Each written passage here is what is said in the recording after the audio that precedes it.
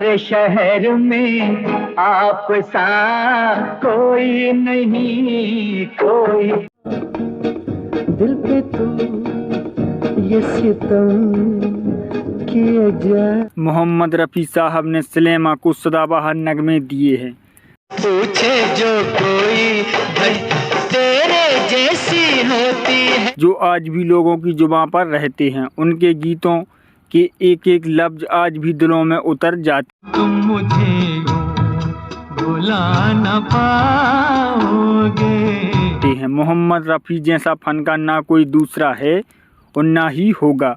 वो आज के ज़माने के गायकों और गीतकारों के लिए गुरु और प्रेरणा भी बने। दीवाने का नाम तो पूछो, प्यार से देखो। मोहम्मद रफ़ी साहब ने न केवल अपनी गायकी बल्कि सादगी के लिए भी जाने जाते थे। ऐसी तो मेरी तकदीर न थी, तुम सा जो कोई मैं। चलिए आज की वीडियो उनकी जिंदगी से जुड़े एक किस्से के बारे में बात करने वाले हैं। चलिए दोस्तों तो वीडियो शुरू करते हैं। रफ़ी साहब जब भी अपने स्टेज शो करने जाते थे तो हेमलता को अवश्य अपने साथ ले जाते थे। एक दिन रफ़ी साहब ने उन्हें फ़ोन किया कि शो के लिए कलकत्ते चलना है। इस शो के लिए रफ़ी साहब की पत्नी बिल्किस बानो भी उनके साथ चली रही थी। बम्बई से सुबह 6 बजे की फ़्लाइट लेकर यह लोग कोलकाता 8 बजे तक पहुंच गए। वहां ज़ोरदार स्वागत हुआ और हल्का फुल्का नाश्ता भी हुआ। शो को प्रमोटर द्वारा भेजी कार में सवार होते हुए रफ़ी साहब ने ड्राइवर से पूछा, भाई कितनी दूर का सफ़र है? यह कोई 2 घंटे का, उसने जवाब दिया। रफ़ी साहब और हेमलता जी पिछले देर रात तक रिकॉर्डिंग करने की वजह से थके हुए थे, इसी वजह से सो गए। कुछ देर बाद रफ़ी साहब की आंख खुली तो उन्होंने घड़ी देखी तो उसमें 11 बजने को थे। तब उन्होंने ड्राइवर से पूछा, भाई कहीं हम आगे तो नहीं निकल आए? उसने जवाब दिया, नहीं साहब, अभी कुछ देर में पहुंच जाएंगे। तीनों लोग आपस में बातचीत करने लगे लेकिन गाड़ी चलती ही जा रही थी। जब दोपहर हुई तो रफ़ी साहब को हैरानी हुई। उन्होंने ड्राइवर से कुछ मजाकिया अंदाज में कहा, क्यों भाई, क्या हमें वापस बम्बई ले जा रहे हो? ड्राइवर बोला, नहीं साहब, बस पहुंचने वाले हैं। तीनों को अब भूख के साथ थकावट भी लग रही थी, किंतु रफ़ी साहब ऐसे में अपना संयम बनाए हुए थे। करीब 1 बजे कार एक घाट के पास रुकी तो सबने चैन की सांस ली, लेकिन यह खुशी ज़्यादा समय तक टिकी नहीं पाई। उन्होंने बताया कि अभी तो नाव पर सवार होकर नदी पार करना है। तीनों नाव पर सवार हो गए।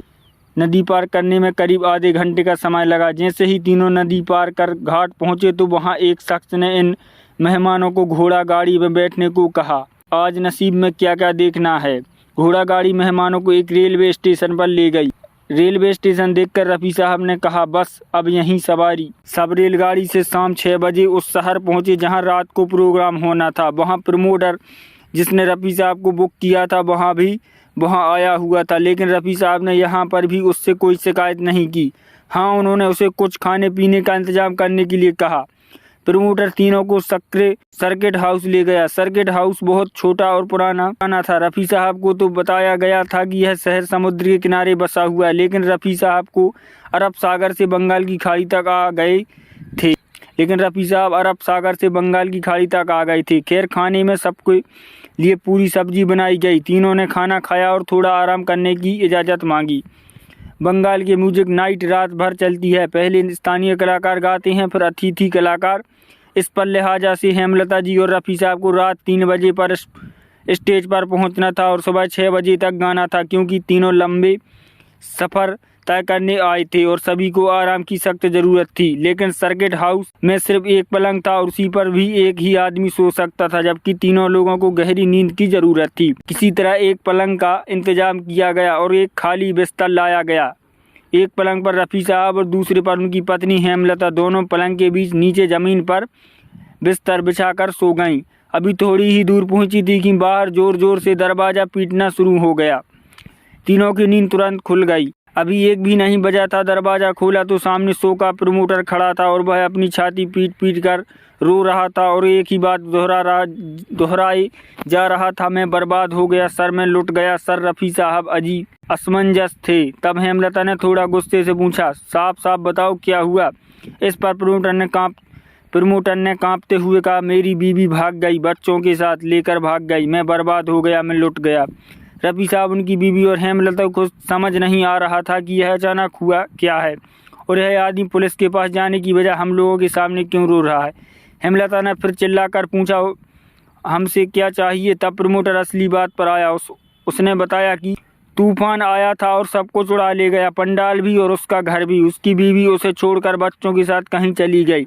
रफ़ी साहब ने उसे सांत्वना देते हुए कहा कि कोई बात नहीं, अगली बार तुम बुलाओगे तो मैं फिर से आ जाऊंगा। उसका रोना बंद हुआ। अगले दिन उसी तरह तीनों लोग वापस कोलकाता हवाई अड्डे पहुंचे। शो का प्रमोटर भी साथ में था। रफ़ी साहब ने बोर्डिंग पास लिया और एयरपोर्ट के अंदर घुसने से पहले एक लिफाफा प्रमोटर के हाथ में पकड़ा दिया और साथ चल रही हेमलता से कहा, पीछे मुड़कर मत देखना।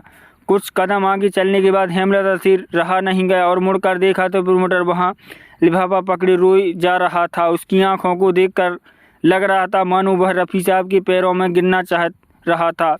दरअसल रफ़ी साहब ने अपने मेहमानों के सारे पैसे उसे लौटा दिए थे। दोस्तों, तो यह रफ़ी साहब का किस्सा कैसा लगा हमें कमेंट में ज़रूर बताएं।